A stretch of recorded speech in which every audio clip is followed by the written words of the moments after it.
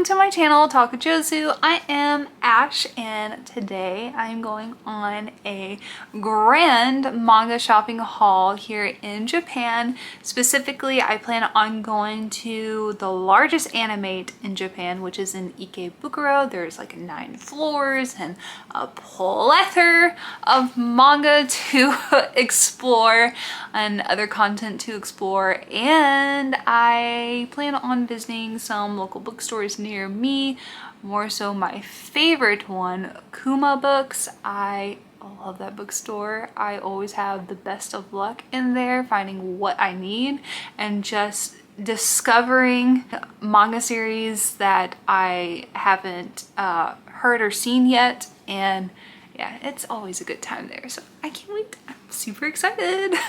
I don't really have a list or a super in-depth plan of like what I'm looking for, what I'm trying to find. I just know I have specific Japanese series where I need to catch up on some volumes to put on my shelves, and some other volumes that I need to catch up reading in general, like My Happy Marriage. I'm looking out for the 4th manga volume. I'm also looking out for the 4th manhwa manga volume of Father, I Don't Want This Marriage. I'm also looking for all 7 volumes of Loving Yamada level 999.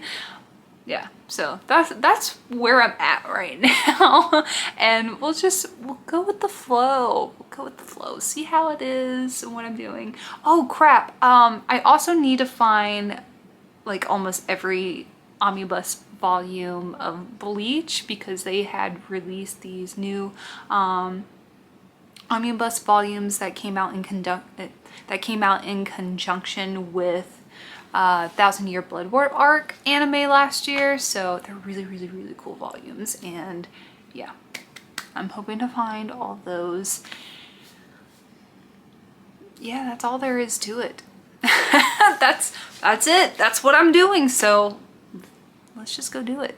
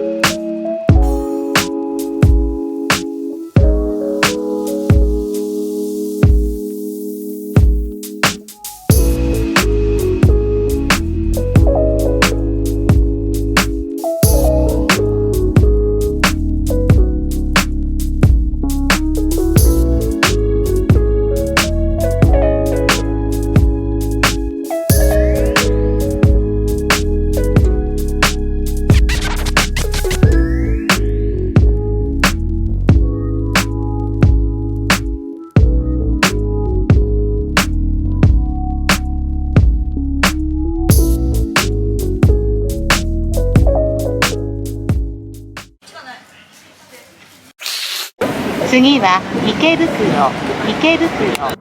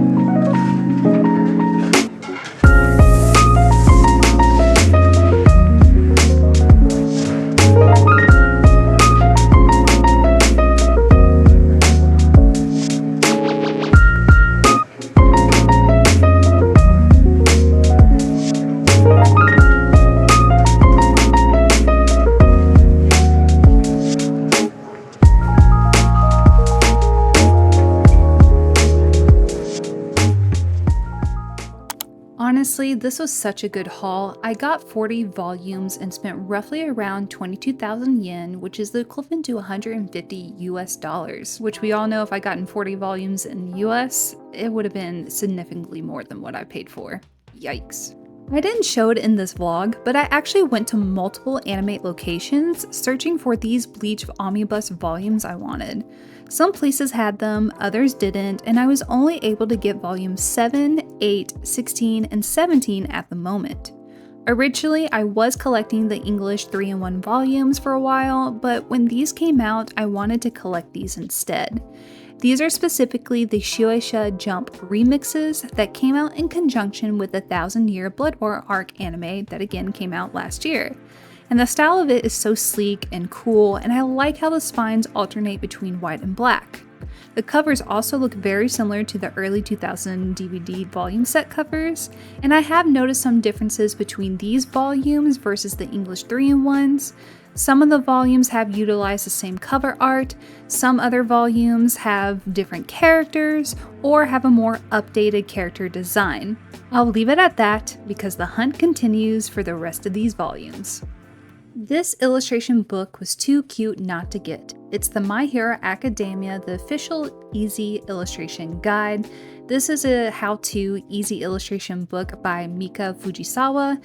It's supposed to teach you the quickest way to draw over 800 designs no matter the skill level, and I do have to say, I love the quirkiness of these characters. Huh? Get it? Okay, yeah. Anyways, recently I've been exploring the option of creating my own line of My Hero Academia enamel pins, and I figure maybe I could use this as a start to inspire me to actually put idea to paper and start drafting some ideas soon.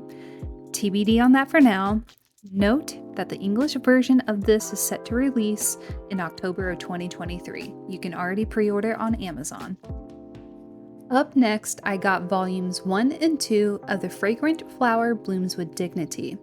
I by chance saw some English translated panels on TikTok and was easily convinced I needed to invest in this series. There's currently 9 volumes out right now, and I decided to slowly collect the physicals while I'm reading it online, which I do think I made a lot of progress so far. I'm up to volume 5 at the moment. I did want to mention that at Animate Expo this year, Kodansha USA did announce that this series will get published in English print starting summer 2024. This series to me is nicely paced, it's easygoing, and it's a heartfelt read. I've been trying to figure out how I could quickly summarize this series. I'll admit I'm not very good at summarizing things, but here's my take on it. Essentially, there are 2 rival schools next to each other that couldn't be more opposite of each other. There's Kikyo, an elite school for girls, and then there's Chidori, a low-ranking school for boys. The male lead and female lead are from these schools, but they seem to have a connection and hit it off pretty well. These 2 try to navigate their developing relationship, and aka we get a really good spin-off of Romeo and Juliet trope. I highly recommend checking out this series. It's a top read for me this year so far. I couldn't resist getting all the current volumes out right now for Loving Yamada level 999. Right now I'm trying to figure out if it's a blessing or a curse that I did this though, because not long after I got these volumes, Manga announced they're releasing English physical copies early 2024. Honestly, this happens way too often to me when I really get into a series that doesn't have an English print. Then I go and decide to buy the Japanese volumes, and then boom, the announcement of the English print comes soon after that. I digress. Let me know if this happens to you too. Also, are you watching the anime? That's what got me into this series. I watched the anime first, and then I wanted more, and well, here we are. I have been eyeballing this series for a while now, and I saw that there were so many volumes available now, I decided to bulk buy volumes 1 through 6 of Takahashi from the Bicycle Shop. It's a love story between a caring yet intimidating Takahashi who runs a bicycle shop, and Hano, a shy office worker. I've only read the first few chapters, and I honestly find them so endearing as they start to confide in each other about the problems they face. I also heard from others that this series is incredibly mature in regards to the main character's perception of what it means to care and understand one another. So I'm looking forward to see how true that is and how the main characters develop just from the few chapters I've already read. Oh yeah, if you haven't guessed it by the small advertisement slips on the manga volumes, there is a live action adaptation called Bicycle Mellow Love on Netflix. It's got a solid rating of 8 out of 10 on my drama list, but sadly it's not available in the US just yet. This is another famous whimsical buy I did. I got volumes 1 through 3 of The Ugly Duckling of the Entertainment District. Kuma bookstore had a whole section dedicated to it, and I was like, damn, if they did this, it's gotta be good. Plus the covers are gorgeous, and I'm a sucker for covers like that. Mangamo actually has the first 4 chapters available in English on their app, and I read them recently. First off, I do want to say that I think this is for mature audiences, even if it doesn't explicitly say so. I'm just going to leave some trigger warnings and other warnings I think are applicable below. The story follows the struggles of Isora, who was abandoned by her latest family and left with nothing and nowhere to go. So she steals food from a temple and then is transported to a different realm where she is sold to a mysterious man in a paper mask. After coming to terms with the unfairness of both worlds she lived in, she decided to take fate into her own hands and train to become a courtesan to regain her freedom and also discover who the man is behind the mask. Not gonna lie, I find the female lead to be a little bit arrogant, annoying, and extremely immature, but she does have tremendous tenacity to change things, not just for the sake of surviving, but changing people's opinions, even if she doesn't mean to time. I didn't like where this story was going at first, but there was one panel that had suddenly changed my mind, and it's when she stated, "I want more people to thank me without selling my body. Isn't that enough?" That panel changed my entire outlook of the female lead and made me want to pursue this journey with her. If you checked out that series, definitely let me know what your initial thoughts about it are. Alright, I'll be quick to admit this, I didn't need this volume, but I still got My Hero Academia Volume 38 because it had a special illustration card. Just look at Deku, my sweet boy, it's freaking sick, and he's wearing Bakugo's colors? Sold. And then you look at Tokoyami in the back, he looks so cool too. Again, sold. I'm forever going to cherish this volume. I think I'm going to put it up for display right next to my 1/4 scale Midoriya figure I have at some point, so TBD for that little display at some point in the future. I got 2 more Bleach light novels. I got Letters from the Other World and Honey Dish Rhapsody. There are 6 different light novel stories that span over 10 volumes in total, and these were the last 2 remaining Bleach light novels I needed to complete for my Bleach light novel collection, and it feels so cool to finally say that. Letters from the Other Side is the novelization of the first couple of chapters of the manga, and then Honey Dish Rhapsody takes place after the defection of Aizen from the Soul Society, and it's also based around Rukia trying to cook for Byakuya for the first time. I love the light novel series that have been produced. I've only been able to read them through fan translations online since the only 3 volumes that were published in English were Can't Fear Your Own World. Either way, I highly recommend as a Bleach fan to check these out because you can learn so much more about the Bleach universe and characters that sometimes are either not explained well or skipped over in the anime and manga. I've been trying to get volume 8 of Kotaro Lives Alone. It's always been out of stock wherever I went, but I got lucky that day and now I have all 9 available volumes of Kotaro Lives Alone. I'm begging everyone and anyone to watch this anime and support this series if you can. It's funny but heart-wrenching all in one and forever will be a personal favorite of mine. What makes me more sad though is that the anime only covers up to volume 2 of the manga series, and I wish for more because Kotaro deserves to have his story be told. I also got volume 4 of Father I Don't Want This Marriage. I love this series so much. It's my favorite manhwa series of all time. I've been reading it on Tappytoon and was excited to learn that it was available in print in Japan. So I've slowly been collecting the volumes as they came out. Basically, it's a reincarnation, starting my life over romance drama-filled story, and don't even get me started how funny the artist is incorporating thirst traps for all the characters. And to my surprise, this volume came with a photocard of Daddy Florian, which is the character I'm head over heels for. I got volume 7 of Yakuza Fiance.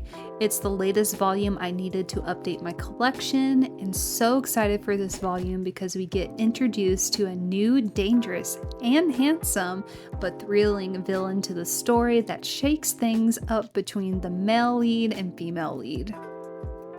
I also got volume 6 and 7 of Matcha Made in Heaven. It's another series I'm slowly collecting as each volume comes out.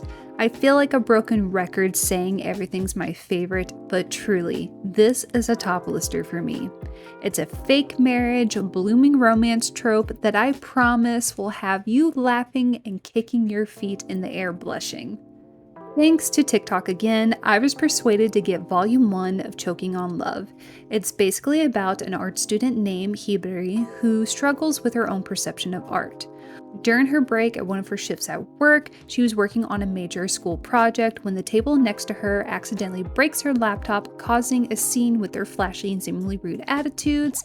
This causes her to be more furious that her work is gone, and she lashes out at Gaku, one of the boys at the table. Later on, towards the end of her shift, Gaku kindly, rudely, but innocently takes Hibari to his apartment to apologize and lets her use his PC to complete her assignment. Along the way, he kind of persuades her and recruits her to design his band's promotional flyers and gives a supporting help of expanding her view on her own art, and there seems to be a romance blooming in between there. I adore them a lot. They have such goofy and nurturing chemistry. I can't wait to see in the future volumes how their relationship and passion for each other and art develops. Yet again, another TikTok find. I got volumes 1 and 2 of Higashi Sengoku-san no Makeup Doll. It's basically about a university student with little to no knowledge about fashion or makeup and is at a total loss on how to dress up herself for a party she's invited to. Luckily, she gets help by a male beauty school student, and that is kind of all I know so far and guilty of not reading it yet. But I promise I will soon and will report back to y'all on how I feel about it. Last year, I got volume 1 of Step Kick Love, and now I got volume 2 and 3, so I think I'm caught up on all the volume releases. I did recently finish reading all 3 volumes online and just love how chaotic the main characters are. Kaho is a hard-working salary woman, and Akira indulges in drinking, smoking, fighting, and having fun with women. Honestly, on paper, he's totally horrible. But somehow, Kaho really enjoys going to the local bar and spending her time talking with him. Until one night they do cross that boundary of just being good friends. They both struggle back and forth on how things will change for them, and they try to navigate these new feelings they never explored or thought about each other before. Again, going back to Akira, very dislikable. But I can't bring myself to hate him. I just know there's some type of trauma that the manga hasn't gotten to at this point, but I think it has to do with some abandonment issue. I can't really say for now, but I hope that there's a big reveal soon and it provides the couple some closure and hopefully can bring them together like I know they want to be. This is a new series I just started. It's called The Guy She's Interested In Wasn't a Guy at All. This has to be one of the most visually pleasing and stunning manga volumes I've ever laid eyes on. It's a series that at the time had a big release campaign and I had to get it. I'm already going to predict that within the next 3 years, we're definitely getting an English publication and anime adaptation. Declaring that right now. You heard it here first. The Guy She Was Interested In Wasn't a Guy at All is an original doujin manga by Sumiko Irai. The first issue was posted on the 10th of April of 2022 and has been updated weekly via her Twitter. The series follows Aya, a high school student who frequents a small record store and develops a crush on the clerk, who has dark hair, wears a hoodie and a face mask, totally mysterious. But there's one problem, as the title implies, the clerk is actually her nerdy female classmate, Misaki. I just read to the part where she finds out that her crush isn't a boy at all, and well, their interactions are still clumsy and cute, and it's breathtaking on how they're trying to navigate their feelings for each other and the situation they're in. Highly recommend. So, how are we feeling, my fellow My Happy Marriage fans? Especially with the anime that just came out on Netflix. I'm still crying watching it. I got the latest volume, which came with a special illustration booklet, and gosh, is it breathtaking. You can just feel the love and tenderness between Mio and Kyoka. I'm gonna have to figure out a way how to display this booklet on my shelves because it's just way too gorgeous to keep it tucked away. And lastly, I got Square Enix June issue solely because the cover features Tokyo Aliens, which if you don't know by now, it's a series I'm really obsessed with. What's also really cool is that this issue came with special coaster cards featuring the following characters. The only character I actually really cared about is Reggie. I'm just letting you know that I've been using this one religiously. It does not leave my side. Thank you so much for watching my video. I hope that you really enjoyed it. Definitely let me know the series that I talked about today. If you're interested in them or if you read them, definitely let me know your thoughts. I do want you to know that I have other videos I'm working on right now that are haul-like in the surrounding Tokyo area. I am working really hard on those and trying to get those out as soon as possible, but you girls has been pretty busy and work is hectic right now, so just be patient with me on that. And yeah, so comment, like, subscribe, all that jazz. I will see you guys until next time. Bye!